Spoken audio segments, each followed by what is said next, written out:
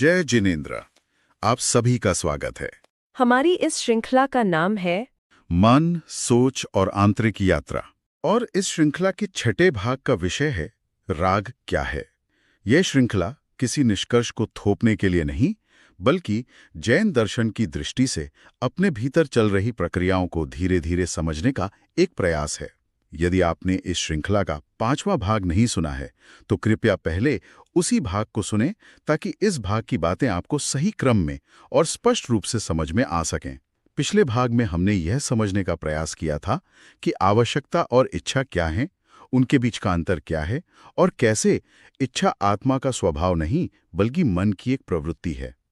उसी समझ को आगे बढ़ाते हुए इस छठे भाग में हम यह देखने का प्रयास करेंगे कि इच्छा के पीछे जो अच्छा लगने का भाव होता है, जैन दर्शन उसे किस रूप में देखता है।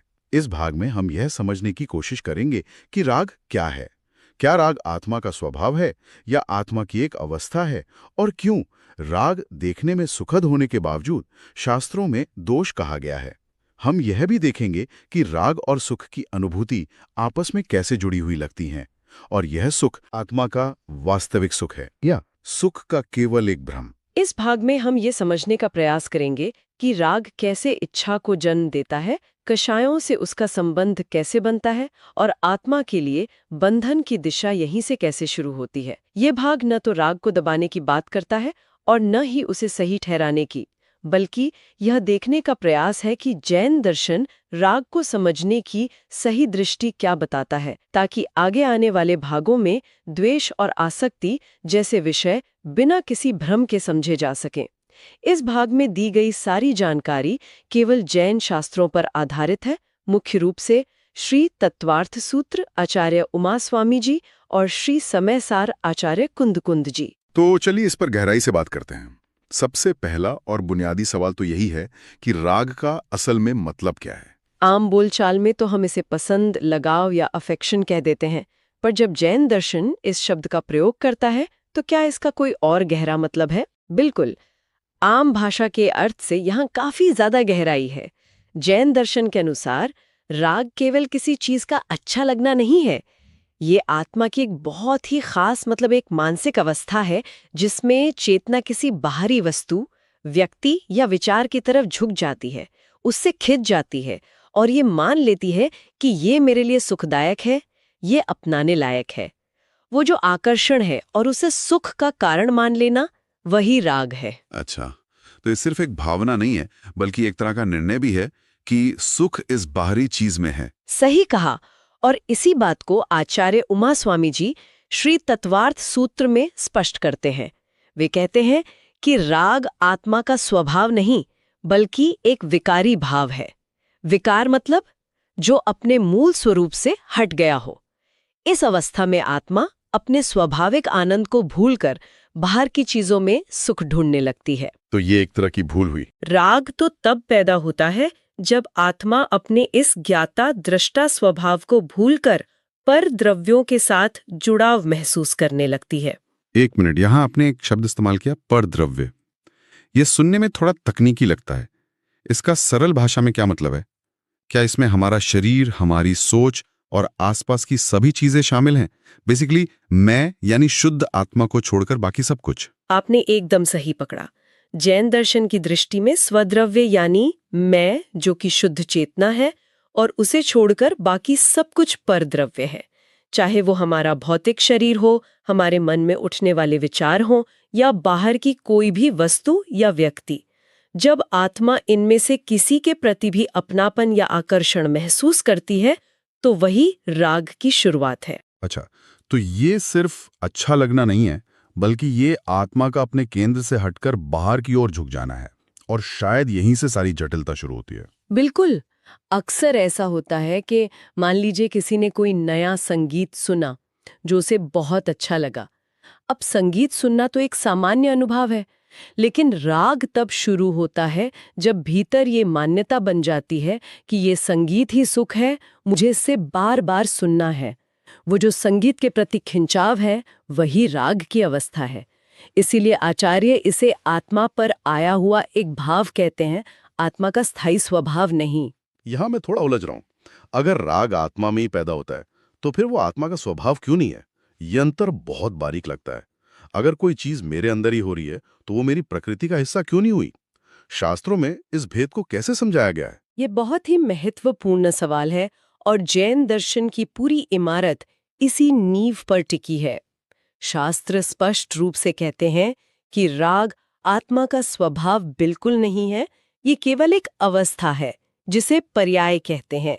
अवस्था मतलब जो बदलती रहती है, आती जाती है। स्वभाव और अवस्था में क्या फर्क है? श्री तत्वार्थ सूत्र में आचार्य उमा स्वामी जी इस अंतर को साफ करते हैं। वे बताते हैं कि आत्मा का स्वभाव यानी उसका परमानेंट नेचर ज्ञान और दर्शन है, यानी जानना और देखना। ये गुण आत्मा से कभी अलग नहीं हो सकता, जबकि राग, द्वेष, क्रोध जैसे भाव विकार है।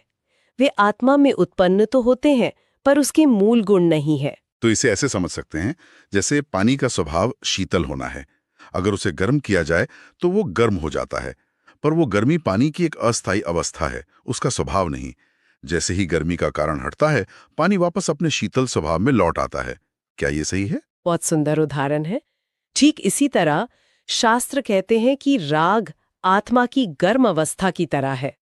ये बाहरी कारणों के संपर्क से पैदा होती है, पर आत्मा का मूल स्वभाव नहीं बदल सकती।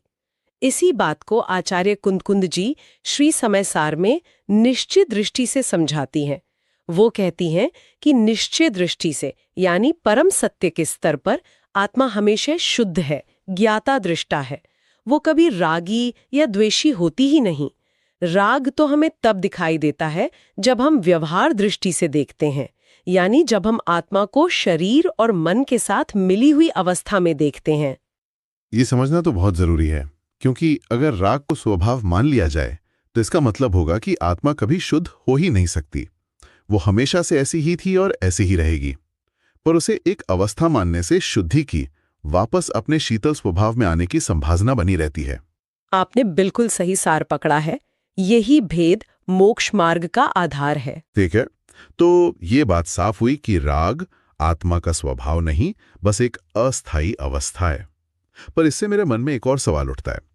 अगर ये आत्मा का स्थायी हिस्सा नहीं है, तो फिर ये भाल उठता कहां से है? इसका लोकेशन क्या है? आत्मा में ही या आत्मा से बाहर कहीं? ये भी एक गहरा सवाल है। राग का स्थान आत्मा ही है, लेकिन जैसा हमने अभी समझा, वो आत्मा का स्वभाव बनकर नहीं रहता, बल्कि आत्मा की एक बदलती हुई अवस्था या पर्याय के रूप में प्रकट होता है। वो आत्मा से पूरी तरह अलग नहीं है, पर आत्मा का मूल स्वरूप भी नहीं है। ये कुछ ऐसा है जैसे सूरज पर बादल का आ जाना। बादल सूरज का हिस्सा नहीं है और न ही सूरज से पूरी तरह अलग है। वो सूरज की रोशनी को अस्थायी रूप से ढक देता है, पर सूरज अपनी जगह चमकता रहता है। बहुत अच्छा एनालॉजी है। श्री तत्वार्थ सूत्र के अनुसार आत्मा चेतना स्वरूप है। राग आत्मा की उस अवस्था को दिखाता है जिसमें चेतना बाहरी विषयों की ओर झुक जाती है। तो राग का स्थान आत्मा का स्वभाव नहीं, बल्कि आत्मा की वही अस्थायी अवस्था या पर्याय है।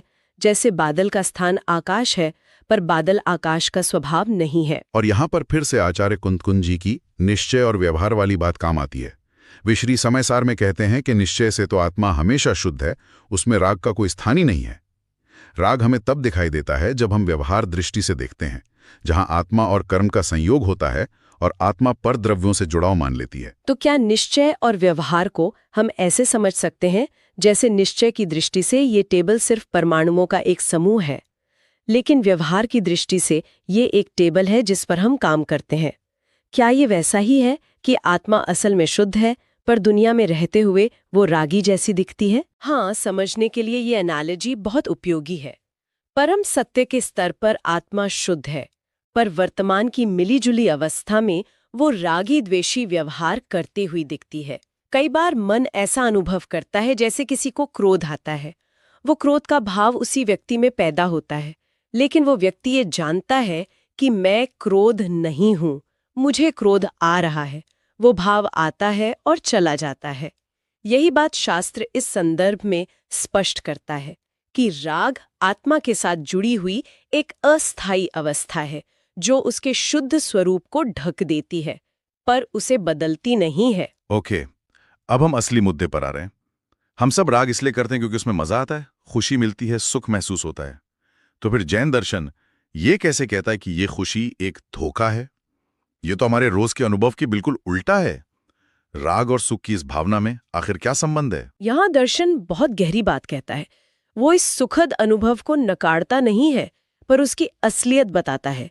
जैन दर्शन के अनुसार राग से मिलने वाला सुख वास्तविक सुख नहीं, बल्कि सुख का भ्रम है। इसे सुखाभास कहते हैं। सुख जैसा आभास होने वाला, पर सुख नहीं। सुख जैसा आभास, इसका क्या मतलब हुआ? इसका मतलब है कि आत्मा को लगता है कि उसे किसी बाहरी चीज से सुख मिल रहा है, जबकि वो आत्मा का अपना स्वाभाविक स्थायी सुख नहीं होता। आचार्य उमास्वामी जी के अनुसार राग एक विकारी भाव है, और विकार की अवस्था में जो सुख की अनुभूति होती है वो आत्मा का असली सुख हो ही नहीं सकती, क्योंकि आत्मा का स्वाभाविक सुख तो वीतराग यानी राग रहित अवस्था में होता है।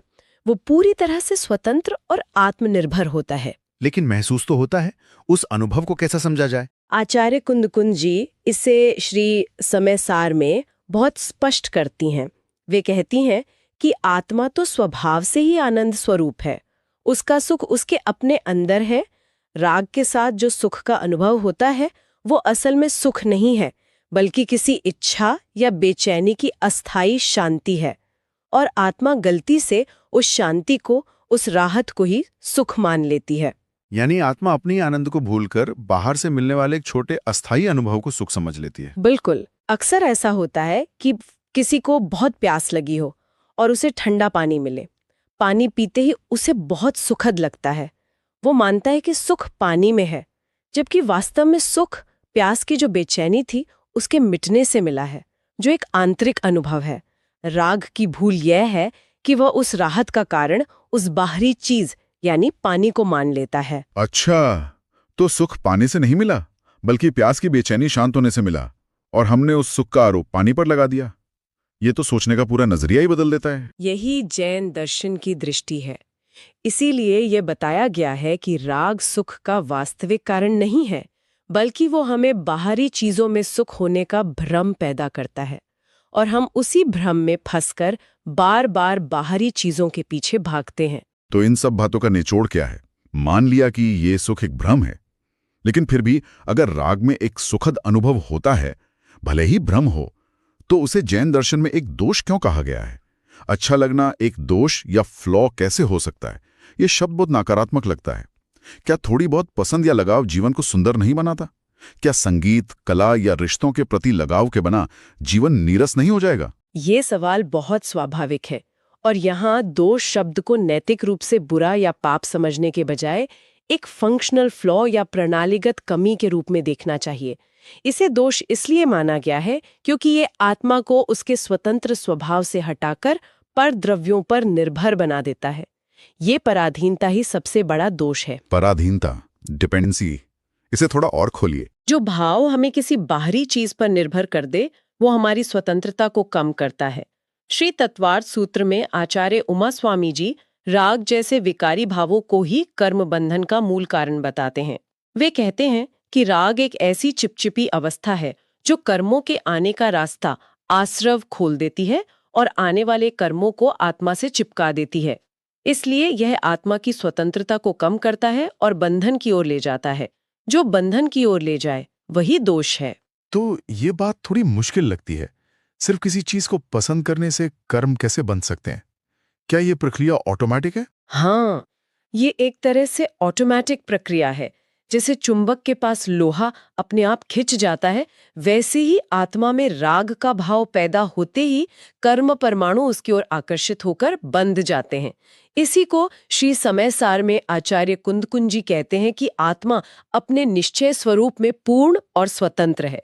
राग उसे बाहरी चीजों में सुख खोजने की आदत डाल देता है, जिससे आत्मा अपने असली स्वरूप को भूल जाती है। यही विस्मृति या भूल ही असल में दोष है, न कि केवल वो अच्छा लगने का भाव। ओह, तो ये कोई नैतिक फैसला नहीं है कि पसंद करना गलत है। ये एक यांत्रिक या वैज्ञानिक तथ्य है कि पसंद करने का भाव आत्मा को पराधीन बनाता है और कर्मों को आकर्षित करता है। जो भी चीज आत्मा की स्वतंत्रता को घटाए वही शास्त्र की दृष्टि में दोष है, चाहे वो अनुभव में कितना भी सुखद क्यों न लगे। को मीठा खाना बहुत पसंद है। हर बार मीठा खाने में उसे आनंद आता है, लेकिन धीरे धीरे ये पसंद एक ऐसी निर्भरता बन जाती है कि उसके बिना बेचैनी होने लगती है, स्वास्थ्य पर भी असर पड़ सकता है। यहाँ वो अच्छा लगना ही आगे चलकर एक बंधन या दोष का रूप ले लेता है, क्योंकि उसने व्यक्ति को उस मीठे पदार्थ का गुलाम बना दिया। तो मतलब जैन दर्शन ये कह रहा है कि खुशी का हर वो एहसास जो हमें किसी बाहरी चीज पर निर्भर बनाता है, वो असल में एक सुनहरा पिंजरा है। दिखने में सुखद, पर है तो बंधनी। बिल्कुल। जो भाव आत्मा को अपने स्वरूप से दूर करे और बंधन की ओर ले जाए, वही शास्त्र की दृष्टि में दोष कहलाता है। अब तक की इस चर्चा से ये समझना आसान हो गया है कि राग क्या है, वो आत्मा का स्वभाव क्यों नहीं है, बल्कि एक अस्थायी अवस्था है। उसमें जो सुख दिखाई देता है वो वास्तव में क्या है, और सबसे जरूरी बात, जैन दर्शन उसे एक दोष क्यों कहता है, निर्भरता और बंधन का कारण होने की वजह से। हाँ, ये राग की बुनियादी समझ है। लेकिन अगर ध्यान से देखें तो राग केवल यहीं तक सीमित नहीं रहता। ये भाव आगे चलकर हमारे भीतर कई और जटिल स्थितियों को जन्म देता है, जिनका प्रभाव हमारी पूरी सोच, हमारे व्यवहार और हमारे कर्मों पर बहुत गहरा पड़ता है। यही कारण है कि राग को केवल एक भाव समझकर छोड़ देना वो काफी नहीं है। अब ये समझना जरूरी हो जाता है कि यही राग हमारी इच्छा को कैसे आकार देता है, कषायों से उसका संबंध कैसे बनता है और अंततः ये बंधन की दिशा में कैसे ले जाता है। बिल्कुल। राग और इच्छा, इन दोनों में क्या संबंध है? क्या ये एक ही हैं या एक के बाद दूसरा आता है? अक्सर ये दोनों भाव इतने घुले मिले लगते हैं कि फर्क करना मुश्किल हो जाता है। ये बहुत अच्छा सवाल है, क्योंकि यहीं से पूरी श्रृंखला शुरू होती है। जैन दर्शन के अनुसार दोनों एक नहीं हैं। इनमें आप कह सकते हैं कि कारण और कार्य का संबंध है।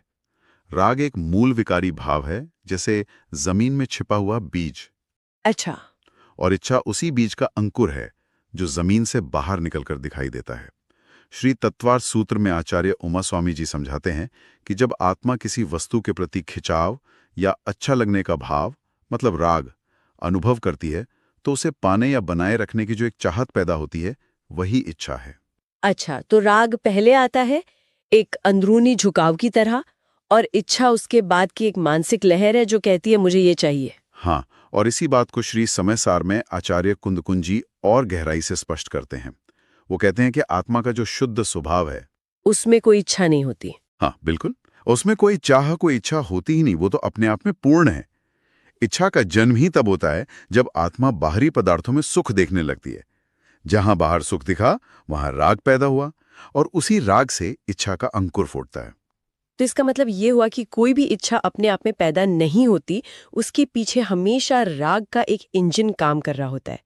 ये रोजमर्रा में कैसे दिखता है? जैसे मान लीजिए मैंने कोई नया गाना सुना और वो मुझे बहुत अच्छा लगा। ये एक भीतरी झुकाव है, ये राग है। अब मेरे मन में जो बार बार उसे सुनने की एक लहर उठती है, वो इच्छा है।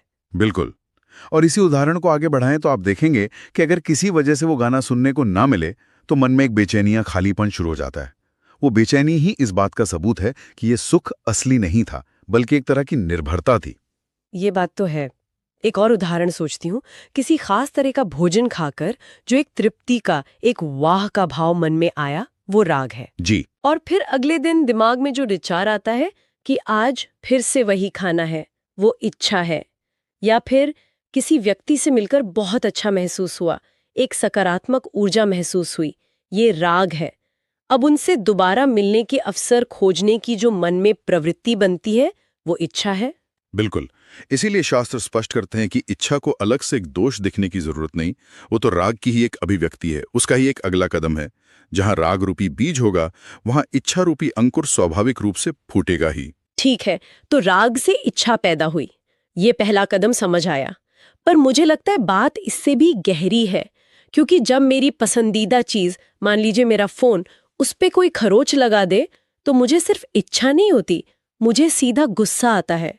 तो ये क्रोध, अहंकार, लोभ, ये सब कहाँ से आ जाते हैं?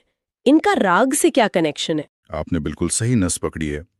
ये इस प्रक्रिया का दूसरा और ज्यादा जटिल चरण है। जैन दर्शन के अनुसार राग स्वयं कषाय नहीं है, लेकिन वो कषाय का सहचर भाव है।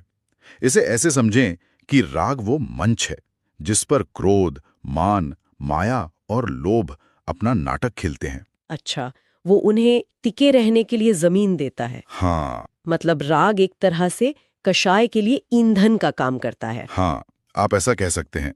श्री तत्वार्थ सूत्र में आचार्य उमास्वामी जी बताते हैं कि कर्म बंध के मुख्य और सीधे कारण तो कषाय ही हैं, लेकिन राग उन भावों में से है जो आत्मा को बाहरी विषयों की ओर झुकाकर कषायों को सक्रिय होने का मौका देता है। अगर राग न हो तो कषाय को भड़कने का कारण ही नहीं मिलेगा। और श्री समयसार में आचार्य कुंदकुंद जी इसी को व्यवहार की दृष्टि से समझाते हैं कि जब आत्मा पर द्रव्यों में अपनापन मानती है तब राग उत्पन्न होता है और उसी अपनेपन के आधार पर कषाय प्रबल होती है। ये बात अब ज्यादा साफ हो रही है। वो फोन वाला उदाहरण जो मैंने दिया वो मेरे साथ कल ही हुआ। जरा सी खरोच लगी और मेरा पूरा मूड खराब हो गया। मुझे उस वक्त गुस्सा आया, पर अब समझ आ रहा है कि जड़ में तो उस फोन से मेरा राग था। बिल्कुल। अगर मुझे उस फोन से कोई लगाव ही न होता तो शायद मैं कहती कोई बात नहीं, हो गया। क्रोध इतनी तीव्रता से नहीं आता। यही बात शास्त्र स्पष्ट करता है।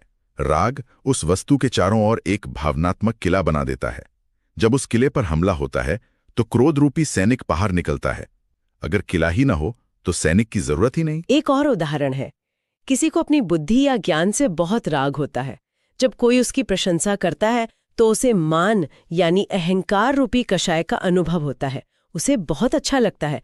प्रशंसा से सुख का अनुभव राग है और उससे पैदा होने वाला अहंकार कषाय है। सही। या फिर धन और संपत्ति के प्रति गहरा राग होने पर उसे और बढ़ाने के लिए लोभ मतलब कषाय प्रबल हो जाता है। राग कहता है ये अच्छा है और लोभ कहता है मुझे और चाहिए। बहुत अच्छे उदाहरण हैं। ये दिखाते हैं कि राग और कषाय अलग अलग होते हुए भी व्यवहार में एक साथ काम करते हैं। राग कषाय को पोषण देता है, उसे टिके रहने का आधार देता है। जहां राग नहीं होता वहां कषाय को भोजन नहीं मिलता और वह अपने आप कमजोर पड़ जाती है। पर ये राग जाता क्यों नहीं? ये बार बार पैदा कहाँ से होता है? ऐसी कौन सी गलत मान्यता है जो इसे हमारे भीतर इतना मजबूत बना देती है? ऐसा लगता है जैसे ये हमारे डिफॉल्ट सेटिंग हो। देखिए, जैन दर्शन इसका मूल कारण आत्मा की एक बहुत ही मूलभूत और गहरी गलत मान्यता या भ्रम को बताता है। और ये सिर्फ एक दार्शनिक बात नहीं बल्कि एक मनोवैज्ञानिक हकीकत है। अच्छा। वो मान्यता ये है कि सच्चा सुख, असली आनंद बाहरी वस्तुओं, परिस्थितियों या संबंधों में है। जब तक ये भ्रम, ये गलतफहमी बनी रहती है तब तक राग बार बार अलग अलग रूपों में पैदा होता रहता है। एक मिनट, तो इसका मतलब ये नहीं है कि दुनिया की चीजें हमें आकर्षित कर रही हैं, बल्कि हम एक तरह के भ्रम में जी रहे हैं जहां हमने खुशी का टैग गलत चीजों पर लगा दिया है। ये तो पूरी सोच ही उल्टी कर देता है। बिल्कुल, आपने इसे सही पकड़ा। हम पूरी जिंदगी सुख को बाहर खोजते रहते हैं और शास्त्र कहते हैं कि आप गलत पते पर चिट्ठी भेज रहे हैं। श्री तत्वार्थ सूत्र में आचार्य उमास्वामी जी इसी को मिथ्यात्व कहते हैं, जहां आत्मा यथार्थ को यानी चीजें जैसी हैं उन्हें वैसा नहीं देख पाती। इसी मिथ्यात्व के कारण आत्मा बाहरी चीजों में सुख का आरोप करती है, यानी सुख वहां है नहीं पर हम मान लेते हैं कि है। और जिस चीज में सुख मान लिया उसके प्रति राग मजबूती से टिक जाता है। तो मतलब हम सुख गलत जगह खोज रहे हैं और यही खोज राग को जिंदा रखती है। वाव। हाँ, और इसी को श्री समयसार में आचार्य कुंदकुंद जी कहते हैं कि आत्मा का निज स्वरूप तो आनंदमय है, वो स्वयं सुख का स्रोत है। जब तक आत्मा अपने इस स्वरूप को भूलकर बाहर सुख खोजती है तब तक राग बना रहता है। जैसे ही आत्मा को यह बोध होने लगता है कि सुख का स्रोत तो मेरे भीतर ही है, बाहर नहीं, वैसे ही राग की पकड़ ढीली पड़ने लगती है। अगर इस नजरिए से देखें तो कोई व्यक्ति ये मानता है कि छुट्टियों पर जाने से ही असली खुशी मिलती है। अब ये मान्यता ही उसे बार बार छुट्टियों की योजना बनाने के राग में उलझाए रखती है। खुशी उस जगह में नहीं है बल्कि उस मान्यता में है। सही बात है। या फिर ये मानना कि किसी खास व्यक्ति का साथ ही मेरे सुख का कारण है। ये मान्यता उस व्यक्ति के प्रति राग को लगातार बनाए रखती है और उनके दूर जाने पर दुख का कारण बनती है। एक और उदाहरण, ये विश्वास कि एक निश्चित पद या सफलता पाकर मैं हमेशा के लिए सुखी हो जाऊंगी। ये मान्यता उस लक्ष्य के प्रति राग को गहरा करती जाती है। एकदम सही। इसीलिए जैन दर्शन में यह स्पष्ट कहा गया है कि राग किसी बाहरी कारण से नहीं बल्कि आत्मा की अपनी गलत दृष्टि और मान्यता से टिकता है। जैसे जैसे ये दृष्टि साफ होती है और आत्मा अपने स्वरूप को पहचानने लगती है, वैसे वैसे राग का टिकाव अपने आप समाप्त होने लगता है। ठीक है, तो राग हमारी गलत सोच से टिका हुआ है, ये बात समझ आई। पर ये एक भाव है, एक फीलिंग। एक भाव हमें कर्मों से बांध कैसे सकता है? बंधन की ये प्रक्रिया असल में होती कैसे है? इसमें राग की भूमिका क्या है? बहुत अच्छा सवाल है, क्योंकि यहीं पर पूरी प्रक्रिया का व्यवहारिक रूप सामने आता है। राग आत्मा को सीधे रस्सी से नहीं बांधता, बल्कि वो आत्मा को उस स्थिति में ले आता है जहां कर्मों का बंधन संभव होता है। जैन दर्शन में कर्म के प्रवाह को आश्रव कहते हैं। राग उस आश्रव का दरवाजा खोल देता है। तो राग एक दरवाजे की तरह है? नहीं, शायद एक चुंबक की तरह है। जब तक हमारे अंदर राग का चुंबक ऑन है, कर्म रूपी लोहे का बुरादा आकर चिपकता ही रहेगा। चुंबक बंद तो बुरादा भी नहीं चिपकेगा। ये चुंबक वाली बात बहुत अच्छे से इस प्रक्रिया को समझाती है। श्री तत्वार्थ सूत्र में आचार्य उमा स्वामी जी यही बताते हैं कि राग जैसे विकारी भाव आश्रव का कारण बनते हैं। जब आत्मा राग की अवस्था में होती है तो वो कर्म को ग्रहण करने के लिए तैयार हो जाती है। आपका चुंबक का उदाहरण सटीक है। राग आत्मा में वो चुंबकीय शक्ति पैदा कर देता है जो कर्म कणों को अपनी ओर खींच लेती है। ये तो बहुत स्पष्ट है। और यहाँ आचार्य कुंदकुंज जी श्री समयसार में इसे दो लेंस से देखने को कहते हैं, निश्चय और व्यवहार। ये समझना बहुत जरूरी है। निश्चय से देखें, यानी परम सत्य की दृष्टि से, तो आत्मा पर कोई दाग लग ही नहीं सकता। वो हमेशा सोने की तरह शुद्ध और अकर्ता है। पर व्यवहार में, यानी जो घटित हो रहा है, जब हम राग करते हैं तो हम उस सोने पर कीचड़ मल देते हैं। बंधन उस कीचड़ का है, सोने का नहीं। ये दोनों बातें एक साथ सच हैं, और यही समझना सबसे मुश्किल और सबसे जरूरी है। वाह, मतलब आत्मा स्वभाव से शुद्ध है, पर राग के कारण वो खुद को मैला मान लेती है और वहीं बंधन हो जाता है।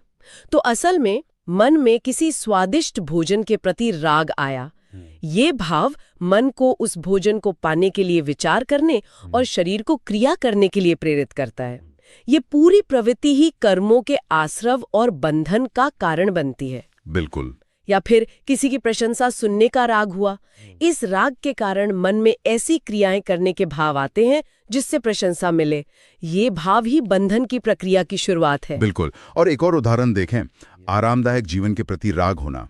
ये भाव आत्मा को उन सारी प्रवृत्तियों में लगाता है जो उस आराम को बनाए रखें, और इसी कोशिश में नए नए कर्म बनते रहते हैं। इस प्रकार राग वो माध्यम है जिसके द्वारा आत्मा कर्म के आश्रव और बंधन की प्रक्रिया में प्रवेश करती है। ये स्वयं बंधन नहीं, पर बंधन का सबसे प्रमुख दरवाजा है। तो इस पूरी प्रक्रिया को समझने के बाद इस यात्रा को आगे बढ़ाने के लिए सवाल ये उठता है कि इस राग को देखें कैसे? क्या इससे लड़ना है? इसे दबाना है?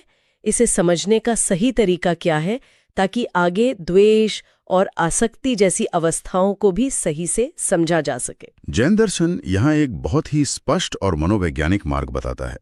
राग को न तो दबाना है, क्योंकि दबाने से वो और शक्तिशाली होकर वापस आता है, और ना ही उसे सही ठहराना है, क्योंकि वो आत्मा का स्वभाव नहीं है। मार्ग इन दोनों के बीच में है। उसे आत्मा से भिन्न एक विकारी अवस्था के रूप में पहचानना, उसे बस देखना। मतलब साक्षी भाव, बिना उससे जुड़े। जैसे मन में कोई भाव उठा तो उसे बस जानना है कि एक भाव उठा है, ये नहीं मानना कि मैं ये भाव हूं। श्री तत्वार्थ सूत्र में आचार्य उमा स्वामी जी के अनुसार आत्मा का स्वभाव तो शुद्ध चेतना, यानी जानना और देखना है। राग द्वेष विकार हैं जो आते और जाते हैं। सही मार्ग ये है कि आत्मा अपने भीतर उठते हुए राग को केवल देखे, उसे मैं न माने, उससे अपनी पहचान न जोड़े। श्री समयसार में आचार्य कुंदकुंद जी भी यही कहते हैं कि जब निश्चय दृष्टि स्पष्ट होती है तो राग एक बाहरी आने जाने वाली अवस्था की तरह दिखने लगता है, आत्मा का स्थायी स्वभाव नहीं। अगर इसका अभ्यास सोचें तो जैसे मन में किसी वस्तु के प्रति आकर्षण का भाव उठा, उसे देखकर बस ये जानना कि एक आकर्षण का भाव उठा है, ना कि यह मानना कि मुझे ये वस्तु चाहिए ही। हाँ। या किसी ने प्रशंसा की और मन में खुशी की लहर उठी, उसे बस एक भाव के रूप में देखना, ये माने बिना कि मैं प्रशंसनीय हूं। एक और बात हो सकती है, कोई काम करने में बहुत आनंद आ रहा है, उस आनंद के भाव को जानना, पर उससे चिपकना नहीं, उसे आत्मा का स्थायी सुख नहीं मानना। यही सही दृष्टि है।